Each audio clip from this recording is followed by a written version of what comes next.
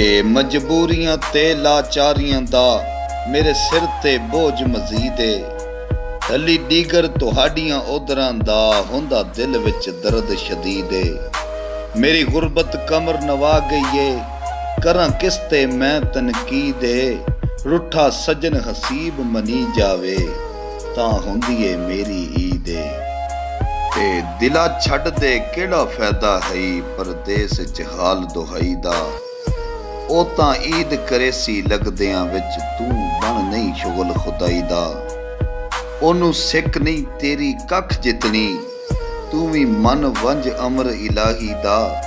ਜਦਾਂ ਸੱਜਣ ਹਸੀਬ ਨੇ ਦੂਰ ਵਧੇ, ਕਿਹੜਾ ਫਾਇਦਾ ਏ ਈਦ ਮਨਾਈ ਦਾ।